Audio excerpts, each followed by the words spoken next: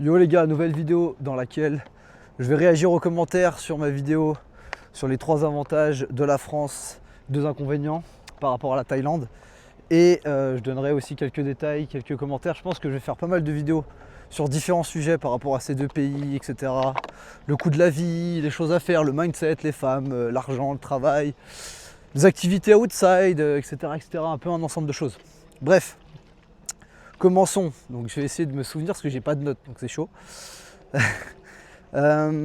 Première chose, premier commentaire qui me disait, moi ce qui me manque surtout c'est le fromage et l'actualité et les débats. Une personne en commentaire, je me souviens plus de son pseudo qui me disait ça. Très intéressant, bon le fromage, c'est vrai que la charcuterie, le fromage, etc., les spécialités locales, ça manque, mais en vrai, d'un côté, on a les spécialités thaï, donc ça va encore, on s'en sort plutôt bien, et puis en vrai, c'est assez gras, le fromage, charcuterie, c'est pas le top pour la santé. Donc, au final, c'est pas une grande perte, mais c'est vrai que ça manque. Moi aussi, la baguette et bon pain au chocolat et tout, ça manque. Mais c'est pas un critère rédhibitoire. Désolé pour le vent s'il y en a. Normalement, le micro fait l'affaire. Deuxième chose, l'actualité, les débats, la vie politique et ce qui se passe un petit peu en France aux alentours. Ça, par contre, moi, ça me manque pas du tout, les gars. Mais alors, pas du tout. C'est vraiment le dernier truc qui manque. Parce que, en fait, l'actualité, 90% de l'actualité, c'est du putain de bullshit négatif. Un tel est mort, tel mec politique a fait ça, etc., etc. Enfin, c'est que du négatif, c'est que du bullshit, c'est que des trucs, ça nous fait perdre du temps, perdre de l'énergie mentale, perdre du focus, et ça nous brouille l'esprit. Désolé pour la caméra, je vais la tenir de la main gauche comme ça. Donc, ça pour moi, et puis pareil, les débats alors avec les Français, de manière générale c'est intéressant, mais t'as quand même une bonne partie des gens, ça vole pas très haut leur raisonnement. Je suis désolé, hein, c'est méchant de dire ça, mais une bonne partie des gens, ça vole vraiment pas très haut leur raisonnement. Ils s'informent avec les médias traditionnels et ils répètent, en fait ils ont pas de raisonnement. Il y a BFM TV ou France Info qui leur dit ça marche comme ça, eux ils te répètent ce que dit France Info. Ça monte pas plus haut. Il n'y a pas de raisonnement genre ah moi je pense comme ça, eux ils disent ça donc bah pourquoi pas faire comme ça et comme ça. Non, ils te répètent mot pour mot ce que disent les informations, la radio, les trucs de base. Donc c'est pas ultra pertinent, donc ça non plus ça me manque pas des masses, pour être honnête. Par contre ce qui se passe dans le monde de manière générale, surtout en Amérique, ça m'intéresse un peu plus, surtout d'un point de vue économique, parce que bah du coup comprendre un petit peu les dynamiques des marchés, etc. Trump arrive au pouvoir, qu'est-ce que ça va faire sur les marchés, sur les cryptos, sur les actions, sur l'or, etc. Ça oui, parce que bah, du coup ça va avoir un impact direct sur le business, sur les investissements, etc. Donc ça oui, ça par contre il faut s'informer, il faut regarder les vidéos, il faut faire ci, il faut faire là, on est d'accord. Autre chose, qu'est-ce qu'on avait d'autre? Oui, un autre commentaire qui disait ah c'est intéressant, ça prépare à... Enfin tu donnes des points que peu donnent et que ça prépare à une autre vision de quand on arrive là-bas, de ce qui va nous manquer, qu'on n'entend pas souvent. Après, il y a d'autres choses, ça c'est personnel. C'est vrai que moi, vu que je vis, quand je rentre en France dans un cadre comme ça, d'ailleurs je vais faire un aparté, je rentre depuis 5 ans, globalement je rentre, de base je rentrais que 1 ou 2 mois, là je suis rentré 2 mois et demi à peu près, et c'est toujours la période de l'été, automne, et je repars, c'est septembre-octobre, donc là je vais repartir en octobre. Donc c'est toujours des périodes très chaudes, très agréables, il fait beau, il fait chaud. Donc c'est avec les lacs et tout, c'est assez agréable, ça c'est vrai. Donc je suis pas là l'hiver, donc c'est vrai que mon raisonnement peut être biaisé vis-à-vis de ça, parce que quand je dis que ça manque cet air, etc., c'est sûr que je suis là l'hiver et que je peux pas sortir, c'est un autre... ce qui fait tellement froid, c'est un autre débat, un autre délire. Donc ça, intéressant aussi à noter. Quoi d'autre les gars? Oui, après par rapport à ce qu'il faut préparer aussi, il faut se préparer mentalement si vous souhaitez entre guillemets vous expatrier ou vivre en Asie, en Thaïlande. Est-ce que vous avez des potes? Est-ce que vous avez du social? Ou est-ce que vous partez tout seul? Ou quasiment tout seul? Parce que ça par contre, je vais vous le dire, ça va vraiment vous peser les gars. Si vous arrivez là-bas, vous allez avoir votre appart machin, alors au niveau de la copine, je me fais pas de soucis pour vous.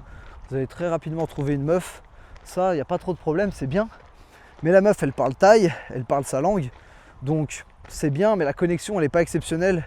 Les discussions sont pas exceptionnelles et ça vaudra pas un pote proche en termes de complicité, sincérité, etc. Donc,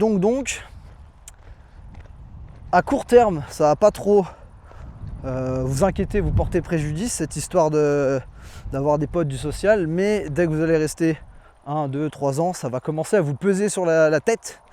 Après, vous allez trouver des gens là-bas, mais voilà, c'est quand même... moi, dans mon cas, c'est vrai que je suis parti avec mon meilleur pote, et là-bas, j'ai rencontré plein de potes, donc on avait un gros groupe, un très bon groupe, bon, de tout type, on va dire. Des mecs dans le business, des mecs pas du tout dans le business, des mecs qui étaient travailleurs au restaurant, des mecs qui étaient managers de je sais pas quoi, on avait un peu de tout dans le groupe, des mecs qui traînaient au RSA aussi, pourquoi pas. Des mecs qui faisaient du chômage, 6 mois de chômage, 6 mois d'ici. On avait de tout, et c'est ça aussi qui faisait la beauté de la chose, c'est que moi je trouve que c'est bien aussi d'avoir un petit peu pas des potes, mais des connaissances, pourquoi pas, si, des potes, d'un peu tous les origines sociales. Ça permet de relativiser, de se recentrer, de savoir où on en est, où on se situe. Et en fait, ça permet de ne pas être matrixé ni à la baisse, ni à la hausse. Quand vous avez que des potes au chômage, au RSA, c'est pas le top non plus les frérots. Parce que niveau mindset, en général, c'est pas des winners. En général, c'est pas une critique, hein, c'est un constat. Et à l'inverse, et là, écoutez bien ce que je vais vous dire, et ça, personne ne va jamais vous le dire. Quand vous avez que des potes businessman, investissement, de mes couilles, de je sais pas quoi, vivent dans des condos de fous malades, dans des villas, dans ce que vous voulez, ils tournent minimum à 20, 30K, 50K par mois. Et il y en a, hein, moi j'ai des potes comme ça en Thaïlande. C'est sympa, mais c'est des mecs, déjà au niveau connexion, tu arrives à connecter, mais tu sens que c'est toujours un peu de l'intérêt, du ci, de là, etc. Et de deux, pour moi, ils sont trop, c'est bien, mais ils sont trop en dehors de la réalité. Ils n'ont plus aucune notion de l'argent, plus aucune notion de rien du tout. Avec les meufs, sans payer, enfin, sans offrir un style de vie, de payer ci, payer là, c'est zéro en général. Donc c'est pas non plus que du positif. Ça peut vous tirer vers le haut, mais il y a aussi des points négatifs et qui ne sont pas des moindres. Donc autre chose. Je m'égare vite dans la vidéo, mais en vrai, je trouve que c'est assez pertinent ce que je raconte. Je suis Marc du Boulot Sky 2.0. Bonsoir.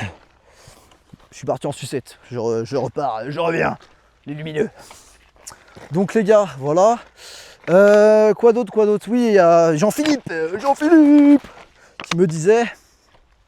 Qu'est-ce qu'il m'a dit Jean-Philippe? Il m'a dit oui, il y en a plein qui ont vécu ça avant toi, qui sont partis là-bas avant toi. C'est pas bien de vivre... Enfin non, je sais plus ce qu'il m'a dit. Il m'a dit quoi en gros? Il m'a dit il faut faire attention, les femmes là-bas elles veulent que ton argent. Le discours un peu classique. Et il a raison, attention, il a raison. En mode les femmes elles veulent que ton argent, tu peux pas acheter, rien n'est à toi là-bas. Tu reviens plus tard en France et tu te rends compte qu'au final tu t'es fait baiser, tu repars la queue entre les jambes, t'as plus de sous, t'es fauché, etc.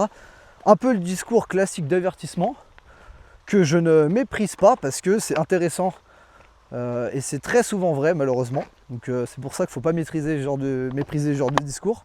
Mais moi heureusement c'est vrai que j'ai cette chance, c'est que depuis le début, depuis le jour J, depuis le tout début où je suis allé là-bas, donc ça remonte il y a 5 ans. Ça fait plus ou moins 5 ans que je fais ça à droite à gauche, enfin Thaïlande 10 mois, 1 an 10 mois et je reviens 2 mois en France. Plus ou moins. Hein. Mais j'ai toujours eu cette vision de... C'est pas parce que j'ai pas forcément femme, enfant, maison qu'il faut que je me laisse vivre et que je me laisse couler comme ça. Non, non. Ce qui m'importe, c'est mon physique, mon patrimoine, mon bien-être mental, ma santé aussi, important. Et mon cercle social qui fait ma vie, mais pas que sur un seul point, sur l'ensemble du spectre. Ça peut passer par la construction. Alors, à 25 ans, pas des masses, parce qu'on veut surtout on veut surtout se casser le crâne en boîte de nuit et éclater des petites gazelles. Donc ça a été fait, refait, etc.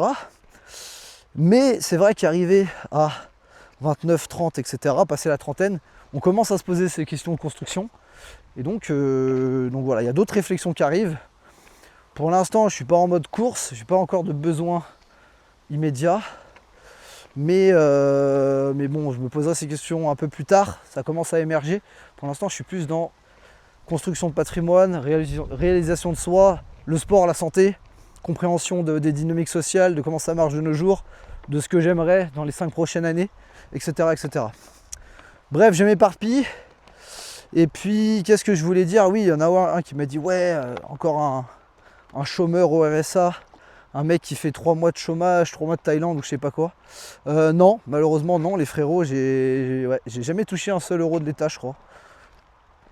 Je crois pas, hein, je crois que j'ai jamais touché un seul balle de l'État. Et puis quand dans tous les cas, je pars le 8 octobre, donc le 9-10 je vais faire des vidéos je pense au Cambodge au début. Vous allez voir un peu le style de vie. Mes copains, ça va être compliqué de payer ça avec le RSA. Disons qu'un RSA, juste le prix de l'hôtel, tu tiens 3 nuits quoi. Donc ça va commencer à être compliqué cette histoire. Je me suis complètement perdu les lumineux. Bonsoir. On va aller par là-bas. Donc bref, allez, je vais pas faire une vidéo ultra longue aujourd'hui. Vas-y, mettez-moi, les gars, mettez-moi en commentaire. S'il y a des commentaires pertinents, j'y répondrai. Je vous ferai des vidéos sur différents sujets. Et puis on verra comment ça avance tout ça quoi. Allez, bisous les gars.